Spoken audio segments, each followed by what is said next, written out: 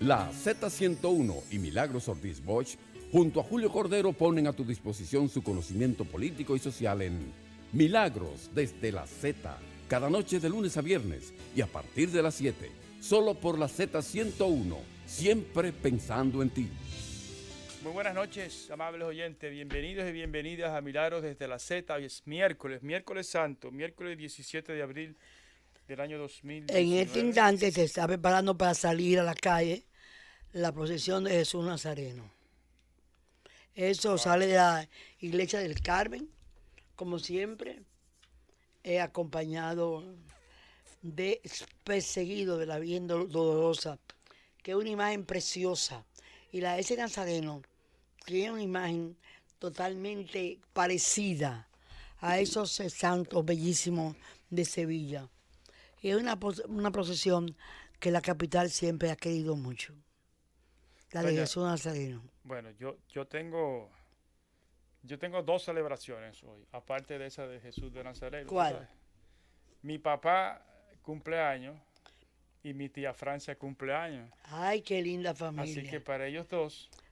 No, y para mis amigos, Francia Espaillat de Molina Morillo, una dama de una manera, siempre recuerdo por ella, un sentido de la lealtad. Yo me recuerdo que una vez don Juan daba, como se ponía bravo todos los políticos con los periódicos cuando no les salen a la medida lo que ellos quieren.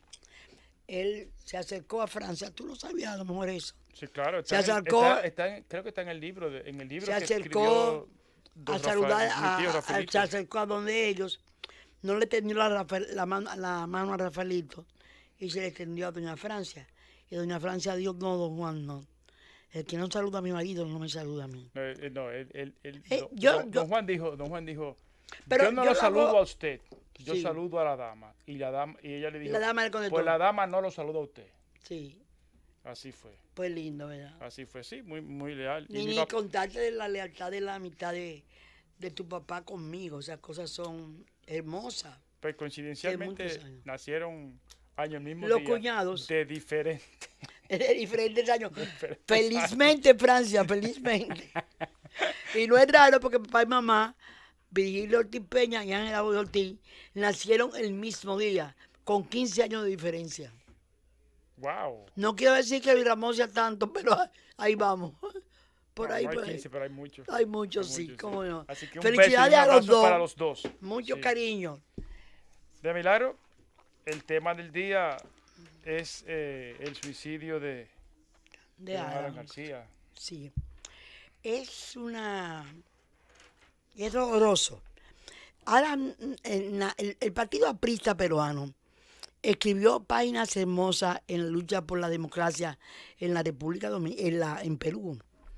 Hay que ver que Perú produjo dos grandes ideólogos, dos grandes teóricos.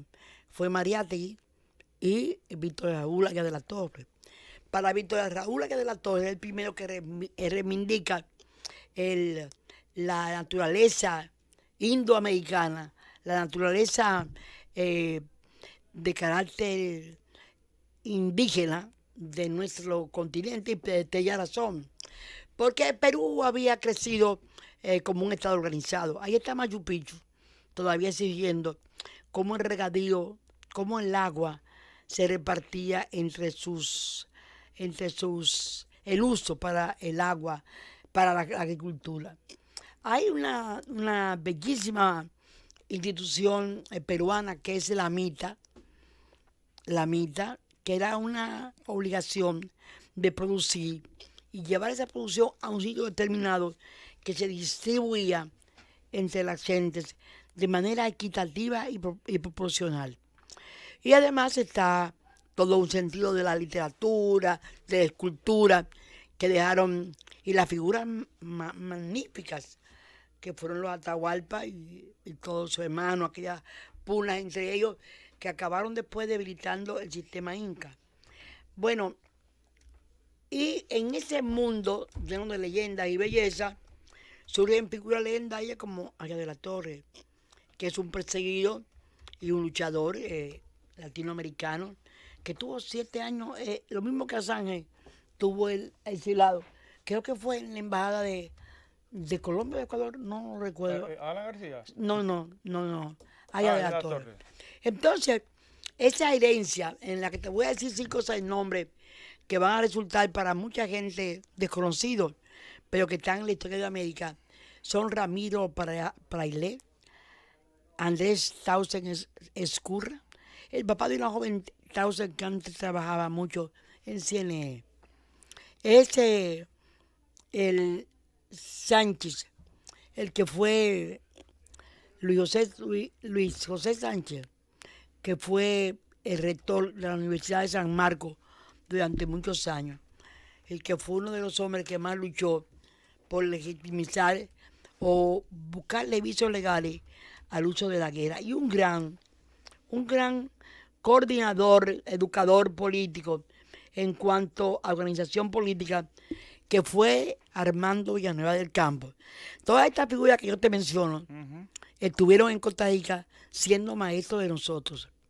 Y la figura legendaria de la Torre, como una figura, como una apuesta a una antimarxista, pero totalmente revolucionaria. Hubo la matanza de Trujillo, y desde esa época se vio que para todos ellos, Alan García era como la promesa del seguimiento de la idea, porque ellos ya el tiempo les iba llegando. Él era muy amigo de Atoy de Camp, ¿no? Más o menos contemporáneo. Muy contemporáneo y muy amigo de Atoy de Camp, como lo fue también de José Francisco Peña Gómez. Y en todos esos eventos internacionales estaban juntos. Él cometió, cuando surgen los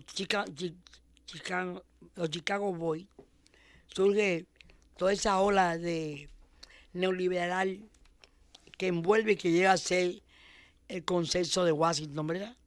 Sí. Él es la primera vez que toma el poder y él quiere lanzarse contra todas esas medidas, muy imbuido de las ideas políticas con las que había crecido, que eran las ideas de la revolución democrática, pero era una revolución en base a la población real, que era la conformación de Perú. Esa fue una época bastante difícil para Alan García, porque cuando surgió como un torbellino, y las reglas del poder en ese entonces indicaban que el mundo estaba caminando hacia ese tipo de organización. Bueno, él no terminó bien, él terminó exilándose en Colombia, ¿no fue? En Colombia la primera vez. En Colombia la primera vez. Pudo volver, ser candidato. Y ganó la segunda vez con un 50%, 53% creo. Sí, porque él era un líder atractivo.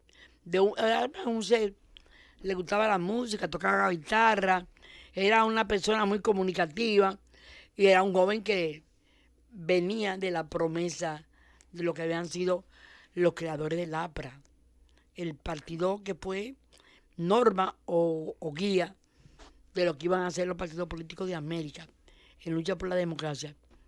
Ahora vuelve al gobierno y en esta investigación minuciosa, en la que, contrario al señor Jean Alain Rodríguez, los fiscales peruanos se van a Perú, a Vallarta, a Brasil, y lo averiguan todo.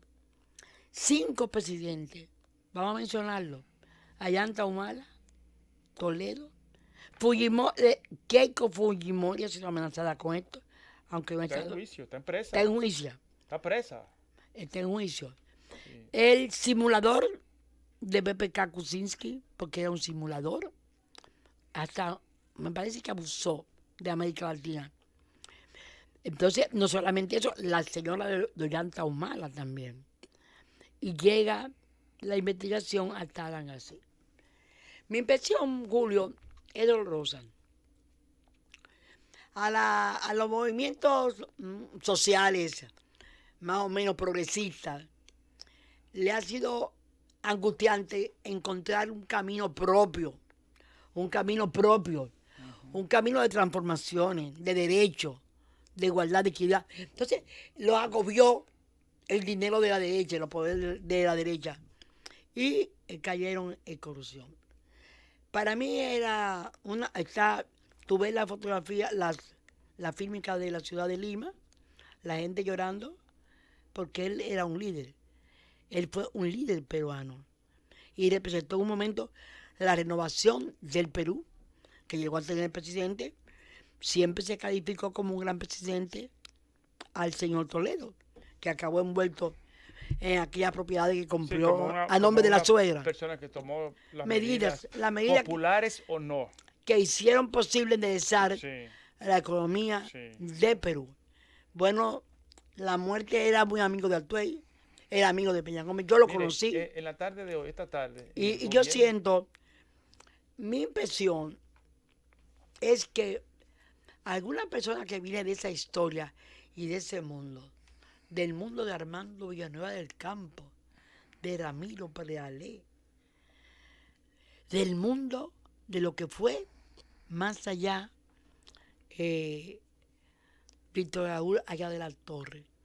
Yo creo que verse envuelto siendo culpable o siendo inocente en una situación de ese modo tiene que causarle una profunda vergüenza haberse visto envuelto en la situación. Esta tarde, doña Milagro, le quería decir, Yulisa y José Luis y don Andrés L. Mateo entrevistaron un periodista dominicano, apellido Germán, que fue profesor en una universidad en ¿De Perú. Lima? No sé dónde, no sé en qué parte de Perú. Pero en Perú. Pero en Perú. Y estaba contando de Alan García y dijo cosas parecidas a las que dice usted. Y, por ejemplo, dice que, pero en el 2015 bajó un 5%, solamente sacó un 5%. Sí. fue Porque los regresos, aquí que se quiere que los regresos son buenos, los regresos siempre acaban perjudicando al que retorna. El segundo gobierno de Alan García internacionalmente, porque yo siempre he dicho que una cosa es lo que se ve de afuera y otra cosa es lo que está adentro. Internacionalmente no fue jugado como una mala administración. No. Yo no sé en términos de... No salió con malos números. No. Sin embargo, hay una cosa que yo le quiero contar. Alan García tiene un libro muy de pocas páginas, sí, muy finito. Se llama Pizarro, el rey de la baraja. Me lo regalaron mis hermanos, que son fanáticos de la comida peruana y con frecuencia van a Perú. Y Luis Andrés se enloqueció. Hay mucha gente de vacaciones en Perú en estos días. Sí, la cocina que está de moda ahora. Y entonces me regalaron ese libro.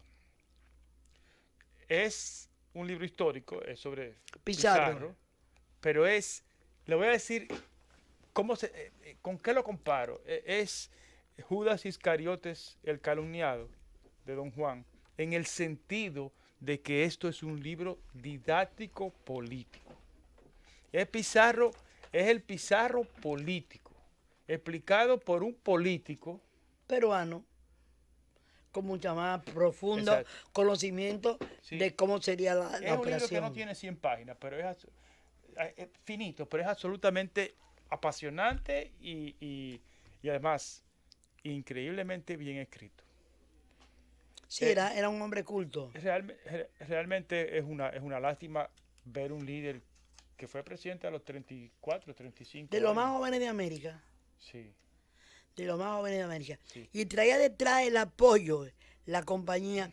Yo recuerdo como lo amaba, lo que tenía fe en él, Armando Villanueva del Campo, que fue un maestro que yo por años visité en Lima.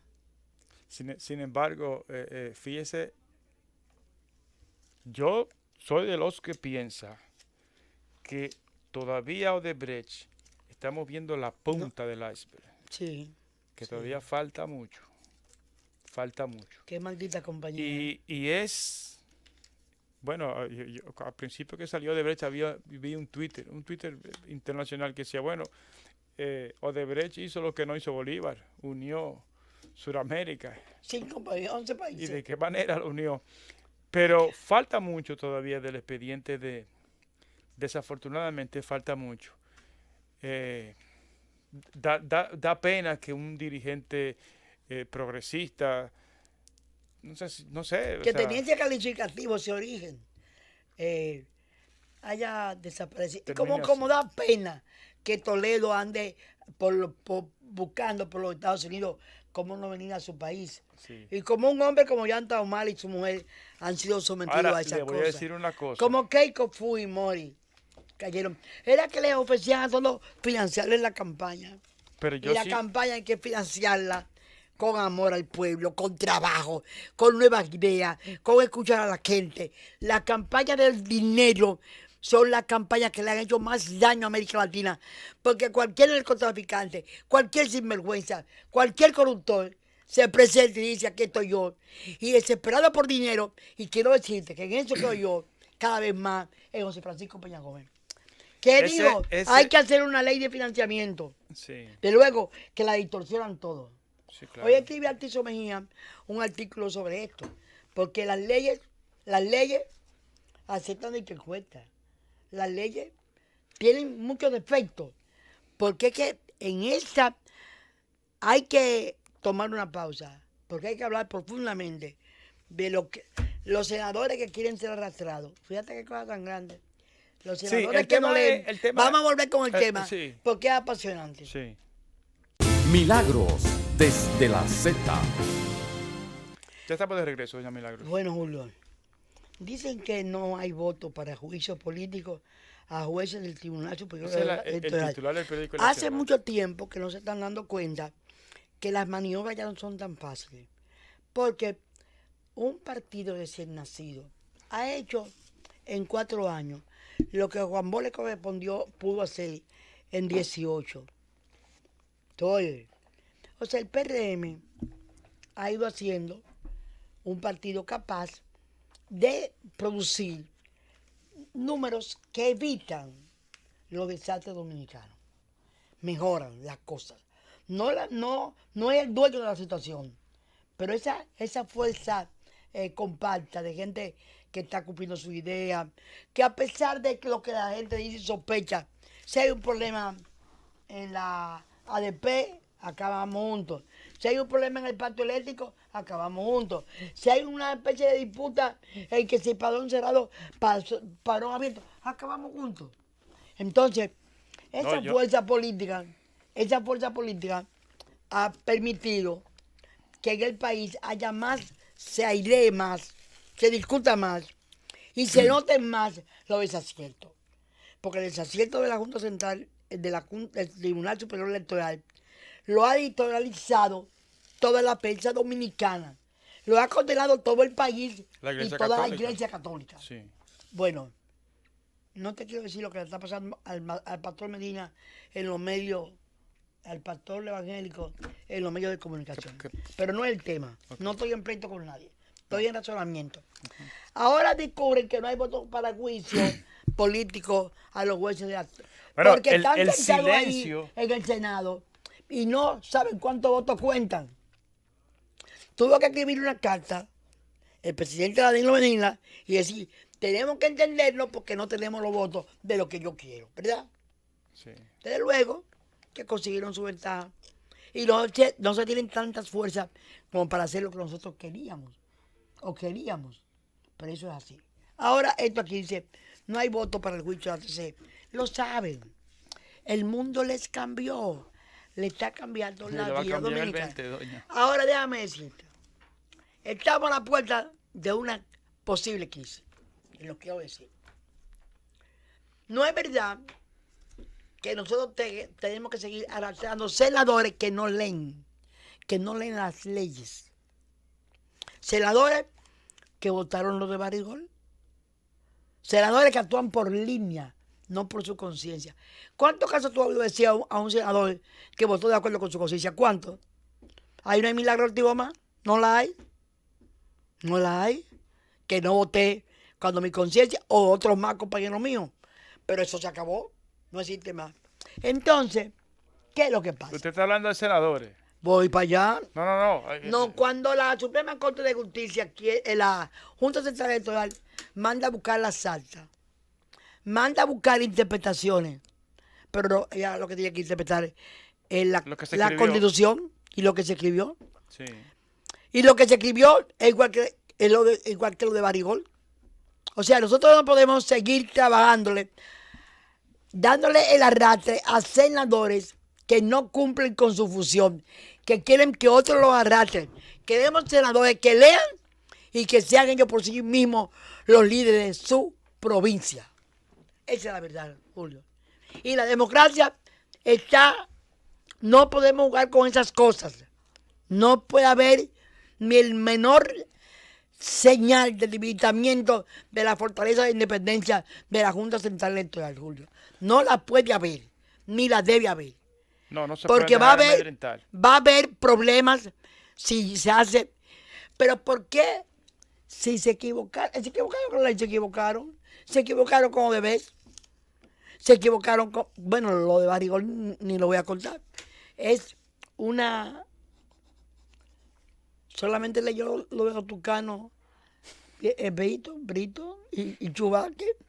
Entonces, da vergüenza a senadores que dicen, yo quiero ser arrastrado. Yo necesito que me arrastren. Yo necesito que me hagan senador. Hágase senador usted mismo. Las veces que yo fui senadora, lo fui por voluntad del pueblo dominicano y por mi trabajo. A mí nadie me tuvo que arrastrar a nadie. Pero yo estoy ahora en mi casa sin ser una candidata a nada, porque creo que llegó el momento de la juventud. La juventud que lee, la juventud que sabe lo que vota, la juventud que pide acciones de Congreso que no se lo dan. Entonces, esto es una cosa que estamos viviendo un tiempo de novedades y de cambio. Estamos viviendo un tiempo diferente y creemos que se ha hecho un esfuerzo para colocar a gente diferente en la decisión. Pero también somos diferentes los que estamos en los campos políticos diferentes. Pero mire, ¿Okay? en otras áreas. Antes de irnos a la pausa, yo quiero echar un chin para atrás su conversación. Usted sabe una cosa, doña, qué bueno que yo le agradezco a los bandidos del Tribunal Superior, del TSE anterior, que nos quitaron el partido, porque de verdad hay una diferencia. Hay muchas diferencias. Pero hay una que me llena de orgullo. En el 2015, en la reforma constitucional del 2015, hubo compra de muchos. No, compra de muchos. Pero nos mantuvimos unidos con dos excepciones. Lo votamos. Que ya hoy son dones nadie. Dos nadie. Sí. Son nadie. Dos nadies son. Exacto. Y ahora, como lo ha dicho Pacheco. Pero son aquí, dos nadies, porque se hicieron ellos dos nadies. Claro. Porque su pueblo lo rechazó. Y estamos en ese punto de rechazo, en que no hay prensa, no hay seriedad, que no quieran realmente que se acabe con el arrastre. Porque el arrastre es el que tiene el control del poder en una sola fuerza, la que sea. La tuvo en el PRD, la tuvo en el PLD permanentemente. Y la democracia necesita libertad. Libertad para ser mejor. Libertad para evitar de que engreimiento de poder en la que se actúe por encima de lo que la gente quiere, sino por lo que le da la gana a los 35 que dirigen el comité político del PLD. Que no discute ni se reúne adecuadamente. Bueno, vamos a hacer una pausa. Y al regreso de la pausa vamos a llamar a Antonio Almonte. Sí. Acuérdense que hoy, los miércoles, son de Toñito. Sí. Y vamos a hablar con Toñito. ¿Cómo no? Hacemos una pausa y venimos en breve. Milagros desde la Z. Ya estamos de vuelta con ustedes. Y Con como Antonio habíamos prometido, Almonte, tenemos en la línea a Antonio desde la Almonte. Z. Así está Antonio. Toñito, buenas noches. ¿Qué tal, Julio? ¿Cómo tú estás? Bien. Un saludo también a doña Milagros. ¿Qué hay, querido? Cuéntame. Bueno, yo estaba por moverme, pero yo he estado últimamente con unas molestias a nivel de la hernia discales. Y por eso Ay, preferí mamacita. llamarlo por teléfono. Se llama ácido viejúrico. Yo no sé por qué lo menciona delante de mí. Tú sabes, Julio, que Mira, y vaya, doña Toñito, Milagros, más joven que yo. que ¿Cómo? Toñito es más joven que yo. Yo lo sé. Ah, mira, entonces, Es Julio, porque tú le falta respeto de la... tú sabes que tú dices eso, Julio, yo no lo voy a aclarar. Sí. yo tengo 61, No, yo te llevo. pero no mucho. Todo el mundo Te sabe llevo- cuando te llevo yo- 3 años. cuántos años tengo Ah, yo. bueno, ese Todo el 3 mundo años. sabe, así eso no es un problema, ni un misterio. No. Hoy fue una clínica, se llama, a una clínica que analiza sobre el vértigo o el equilibrio. Y cuando me hacen toda la pregunta, entonces muy bajito y con mucha decencia, me dice la secretaria, ¿cuántos años tiene usted, bajito? Y yo le contesté, durísimo. Y yo le dije, mi amor, todo el mundo sabe. Sigue. Toñito, ¿qué fue lo que pasó en Punta Catalina? ¿Estuvo feo? Bueno, yo sé lo que sucedió, parte también de lo que ha salido en la prensa. Sí. Y he tenido algunas conversaciones con gente que trabaja allá. Pero esencialmente hay una comunicación que creo que indica bien claro el origen, y es la comunicación la cual el consorcio o un gerente del consorcio de apellido portugués, o sea, obviamente brasileño, les informa a los trabajadores que este año no habrá pago de bonificación. Los trabajadores entonces reclamaron, y creo que posiblemente el reclamo llegó a niveles casi de violencia, ¿no? Sí, esta Porque mañana hubo una incursión poco violenta en la sala de control de la planta número 1 que estaba produciendo, y según mi reporte tuvo que sacarla del sistema por inseguridad en cuanto a la gestión del proceso por parte de los ingenieros y técnicos que estaban en los controles. También hubo reuniones. La información, perdón, Toñito, la información de la que yo vi en las redes sociales decía que era un asalto, que habían asaltado. Bueno, yo también vi deja que Toñito te diga su información. Yo también vi esos titulares, sí, pero no me atrevo a hacer ese calificativo. No, no está atrevido. No, atrevido no. Yo vi la fílmica con armas. Yo vi la fílmica. Bueno, pero armas en manos de los trabajadores.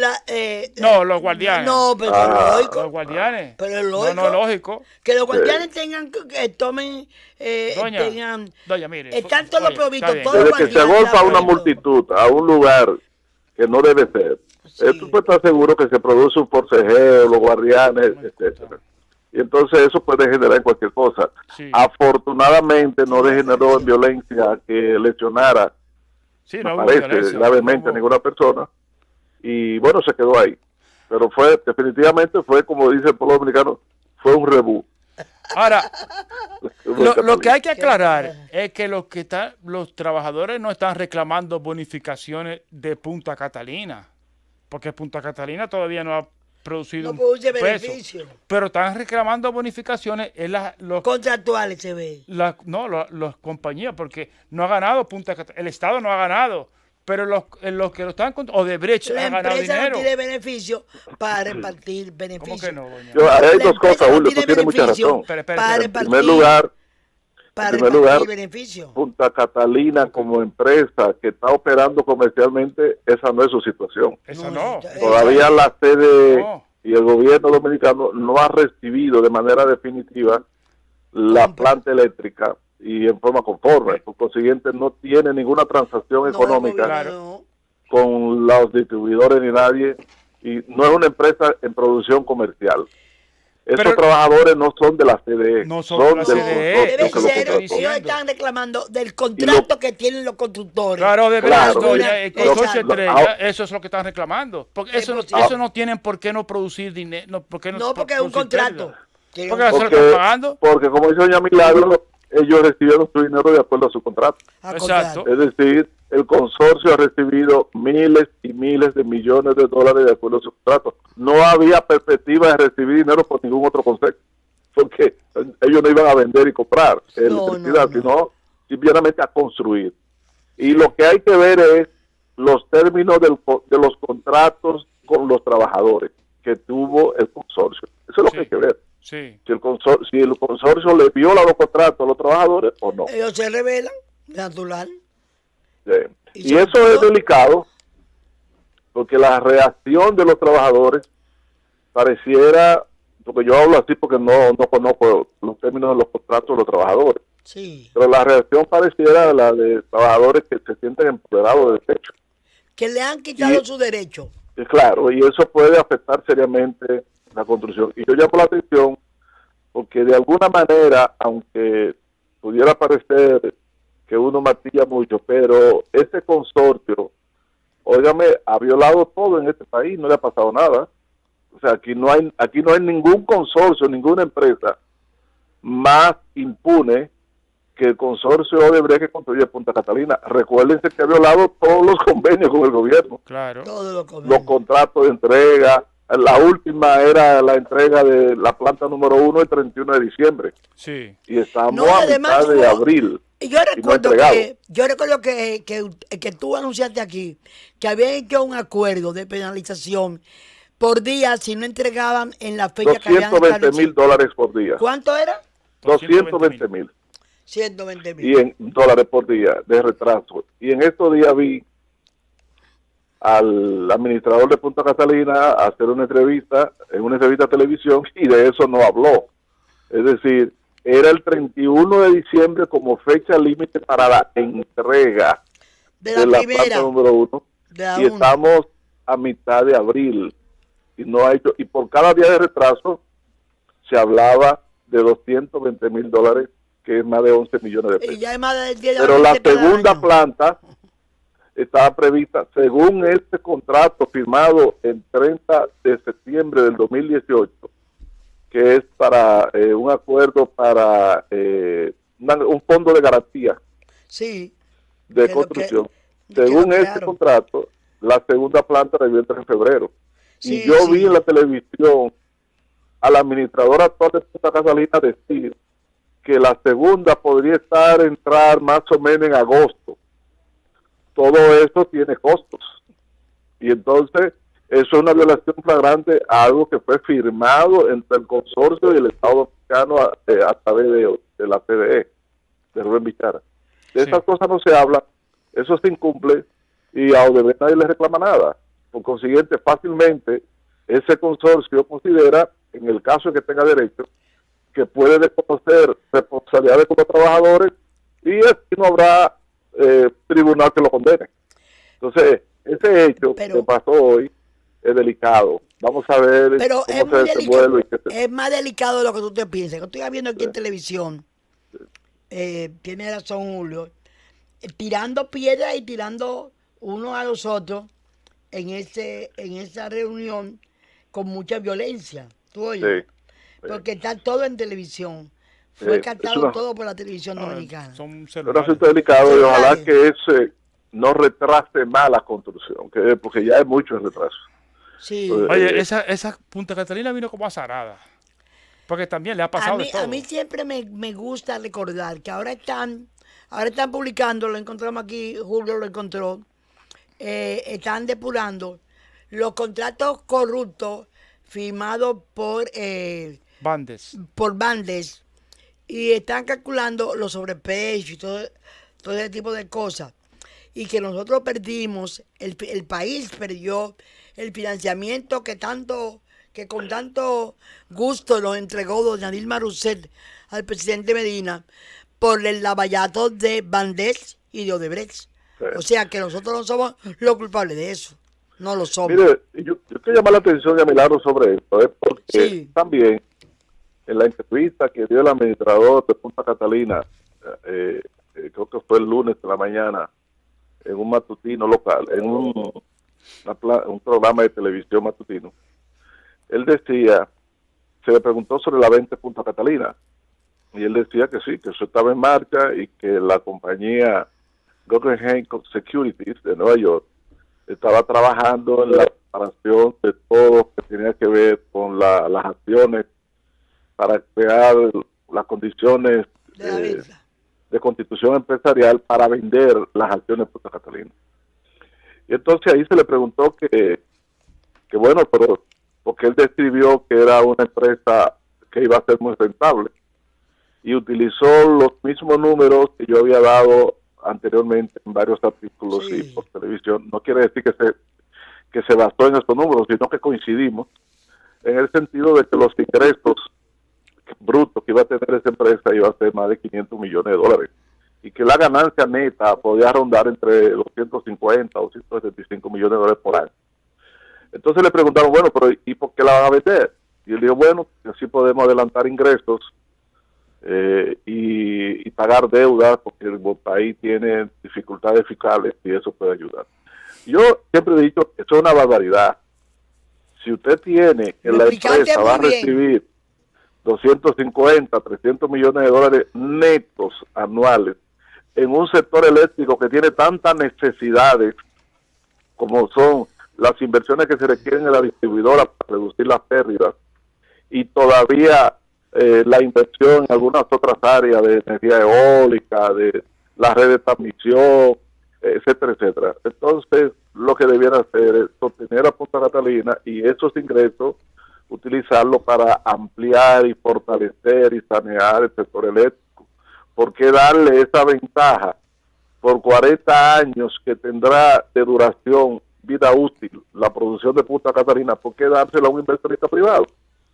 Entonces, todo este esfuerzo y todo este carteo y todo este trauma, como dice Julio, con Punta Catalina, es para terminar, darle el oro, o sea, una planta que tendrá esos ingresos, porque será siempre despachada. De venta obligada, de compra obligada. De compra obligada por la distribuidora, entregársela entonces a unos inversionistas privados que no han tomado ninguna de esas luchas ni han hecho ninguna de esas inversiones ni riesgos. Pero hay una cosa que yo entonces, te quería... Este es un proyecto absolutamente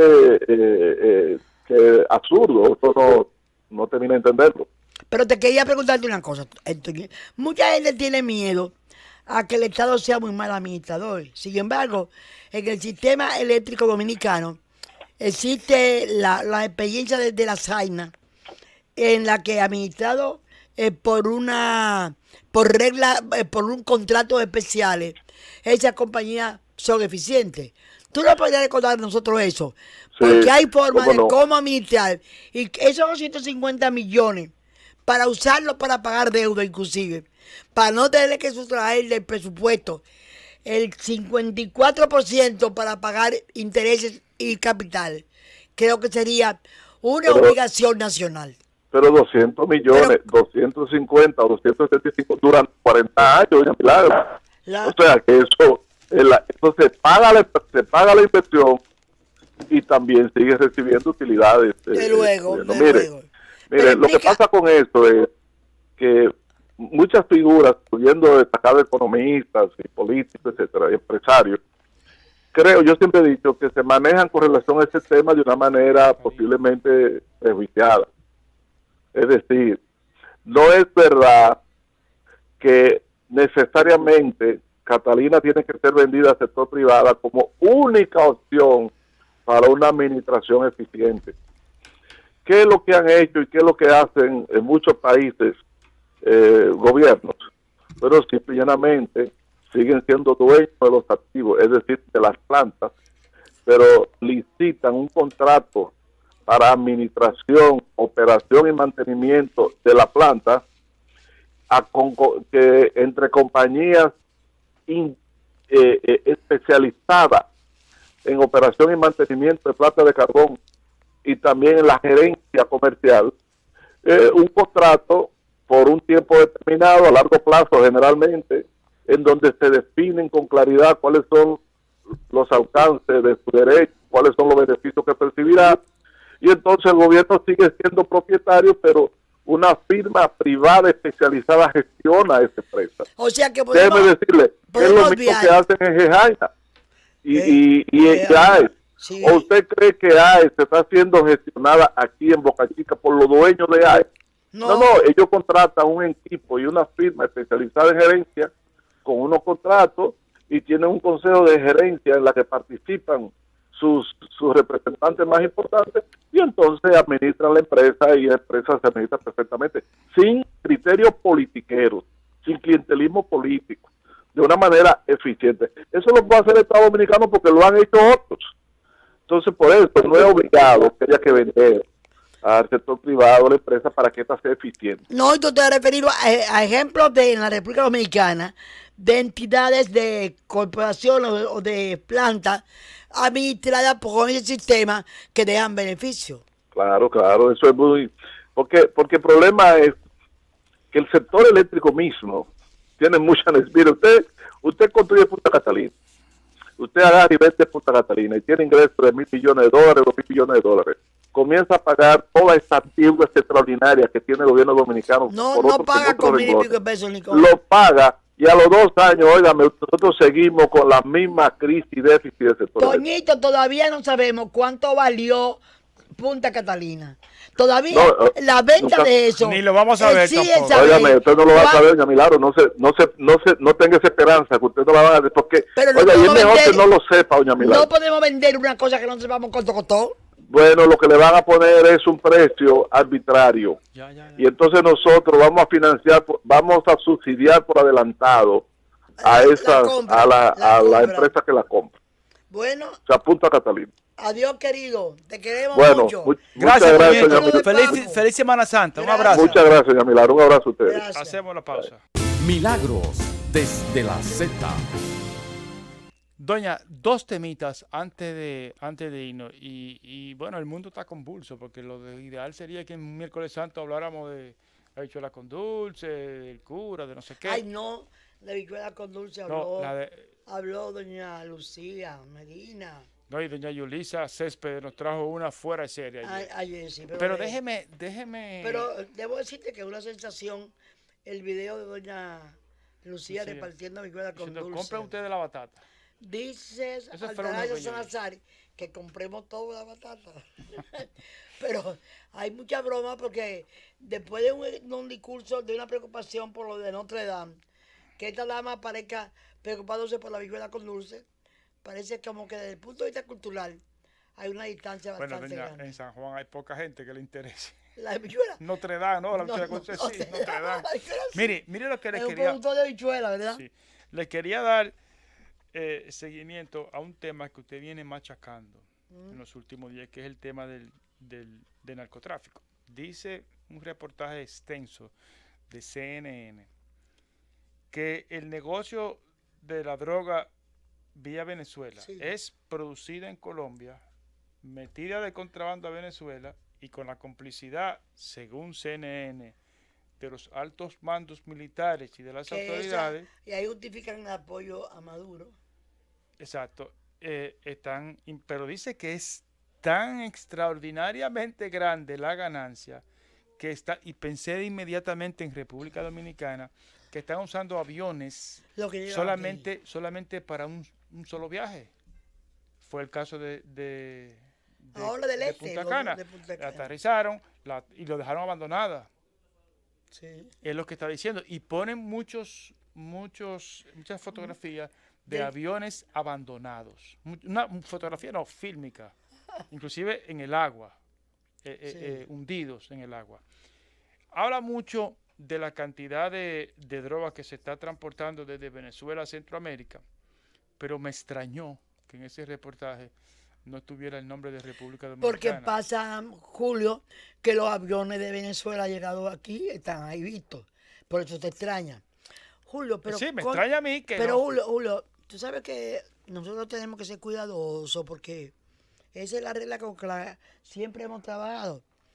Pero tú has oído que CNN le dedique algún problema en que se involucre la República Dominicana algunos minutos de su programa No, diario. y- Tú no, no, no. ves la cantidad de No. anuncios. Por ejemplo, hay uno de una Lo ruta. tiene todo, lo único que yo he De- oído de República entonces, Dominicana. Lo tenemos todo y eso también, pero ellos no lo ven. Sí, no, No lo ven. no. ¿Ok? Porque yo recuerdo en medio del juicio, el juicio al que sometió, ¿cómo se llama? El de Aristide Escudel, cuando su libro sobre Félix Bautista, en CNN ha salido casos de corrupción muchísimo menos impactantes, menos grandes, de menos volumen que el caso de Félix Bautista, que fue internacional. En muchísimos periódicos salió.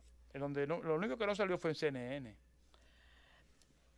Yo diría, yo te pregunto, ¿tú ves dedicación No, a- doña, no. lo único que sale de República Dominicana es La que República Dominicana lo tenemos es la todo. democracia perfecta. Lo tenemos todo. Y además, CNN la tiene toda. Sí. Así que, sígueme Sí. diciendo ahora. No, yo le quiero decir una cosa para aquellos que dicen que la relación entre FARC, gobierno chavista, es una ficción y ese es un invento del imperialismo, etcétera, etcétera. Yo quiero decir una cosa. Yo he solicitado información a través de la ley de libre acceso más de 40 oportunidades. Y a mí, Banco Central, Ministerio de Industria y Comercio, Procuraduría General de la República en la administración de Domínguez Brito y a las 3 EDES. Y la única satisfacción que yo tengo me la dio en la administración de Domínguez Brito, que yo pregunté. Sobre ese tema, porque tú sobre la gasolina tienes otro tema a lo que incide mucho contra áreas. Sí, pero ahora que usted ¿pero toca qué el hace tema, la precisión? Sí, que yo le pregunté a la Procuraduría General de la República. Por favor, dígame la lista por países de los presos internacionales condenados por narcotráfico. Yo me acuerdo, yo estaba casado con una colombiana que era diplomática de la Embajada de Colombia y siempre Colombia siempre tenía entre 120 y 150 presos condenados. O sea, no en proceso, condenados por narcotráfico. Entonces, la lista que me suministró la Embajada de la Procuraduría General de la República estaba muy completa. En primer lugar estaban Haití, los haitianos, pero los haitianos era poca cosa, era casi consumo pequeño. Pero como narcotraficantes importantes, Venezuela había sobrepasado a los demás países por mucho. Yo estoy hablando, esta información tiene algunos, cuando Domínguez Brito era procurador general de la República. Es decir, tiene unos años. Puede ser que la situación haya cambiado, no lo sé. Pero sí me pareció eso una demostración fehaciente de que 15 años atrás era Colombia y ahora es Venezuela. Y porque aquí están los aviones, aquí están en el piso dominicano. Julio, ¿qué sabes tú no debemos ir sin escuchar algo de España? Sí, y ese era otro de mi otro tema ya al final. Usted que es una seguidora de España, salió las encuestas. La última encuesta. Sí, salió hoy. Las elecciones son que el 28. No, ya casi creo que. Bueno. Si no el 18, el 28. Pero no, el 18 no, el 18 es mañana, el 28, digo yo. Creo que sí. Bueno, el PSOE sale arriba. O sea, estamos a 11 días. El PSOE está arriba. Tiene un poquitico menos de un 30. No estoy viendo cifras, sino estoy viendo la gráfica. Sí, la gráfica. Tiene menos de un 30. El PP, o sea, el Partido Popular, tiene un poquitico más de un 20. Ciudadanos tiene alrededor de un 15. Podemos está debajo, un 12. Y Vox tiene... El partido de extrema derecha. De extrema derecha. Conquistó Andalucía. Tiene un poquitico más de 10. Bajó 2 porque tenía 12. ¿Qué acaba de decir? Bueno, acuérdese que estoy viendo una gráfica. Una gráfica que no es muy... precisa el número. Exacto. ¿Qué está diciendo The Economist? The Economist es una revista conservadora, muy conservadora, pero a la que yo le tengo mucho respeto, porque a pesar de que son conservadores, son de derecha, ¿no? Para hablar claro. ¿Son de seria? Son investigadores. Sí. Y uno tiene a veces uno dice, no puede... Su respeto por la investigación. Sí, son investigadores. Le guste a usted o no le guste. Sí. Ellos dicen que va a ganar el PSOE, que va a ser... va a sacar la mayor cantidad de votos. Como sacó el PP la otra vez. De asientos, de congresistas, de parlamentarios. De parlamentarios. Pero no va a tener una mayoría absoluta. Va a ser precaria. Va a necesitar alianzas que se van a mover en función de sus intereses. Ellos pronostican que va a ser un gobierno efímero, lo cual ellos entienden que va en contra del bienestar español. Sí. Ese es el pronóstico de The Economist. Como yo estoy... Aunque usted puede mejor que yo. Apuntan que han rebajado la deuda externa. Han rebajado... No, lo primero que dice el análisis es la sorpresa de que Pedro Sánchez pudo durar 8 meses. Sí. Porque era un gobierno en minoría sin alianza. Sí. Ahora, ¿dónde puede estar la alianza? ¿Dónde puede? Porque con esa puntuación no se hace gobierno, no se forma el gobierno. No, porque Podemos muy difícil la alianza. ¿Cuándo sumarían mientras que la alianza de Ciudadanos, PP y Bosch debe tener más votos, más. Bueno. Hay que ver que esas son 3 fuerzas, pero hay muchas fuerzas que son... Son 5 fuerzas. No, pero hay más. Hay los partidos minoritarios. No, pero partido, con más de 2 dígitos en el electorado. Son esas 5. Son esas 5. PSOE, sí. Ciudadanos, PP, Podemos y Vox. Pero ¿cuánto tiene, cuánto tiene el PP? Redondelo. Sí. 20 y Vox tiene 10 más. Son 30. Son 30 y piquito porque no estamos... Y Ciudadanos... 15. Ahí se acerca al 50. 45. Sí. 45. Pero estamos redondeando. Entonces, suma... No, y falta el menudeo de los otros votos, Canarias, sí, los que no están ahí. Los que no están ahí. Sí. Calcula cuánto tiene el PSOE, 30, y cuánto tiene Podemos, 3, 42, 14 12, por ahí. 14. 12, 14. Te han empatado la fuerza de la derecha y la izquierda. Pero para el PSOE es muy difícil entenderse con... Pero lo peor, pero fíjese, doña, yo estoy sorprendido con Vox. La ultraderecha. Ya tiene 2 cifras. Pero ha bajado 2 puntos. Está bien, ha bajado, pero ganó. Pero tiene 2 cifras. Pero la alianza, o sea, 2 dígitos. La alianza de las 3 hizo posible desplazar al PSOE que era mayoritario en Andalucía. Bueno, se nos acabó el tiempo. Bueno. Momento propicio para desear feliz Semana Santa. Yo me voy a ver al San Nazareno. Nosotros no vamos a estar aquí mañana ni el viernes. No. Es decir, que nos volveremos a oír y en algunos casos a ver el próximo lunes. Porque la Z, como siempre, va a hacer su trabajo de Semana Santa. Sí, ya que es un trabajo de don Willy Rodríguez, que ha hecho con mucho éxito durante muchos años y que seguro va a volver a repetir con el igual éxito. Bueno, buenas tardes. Buenas noches. Adiós, querido. Milagros desde la Z.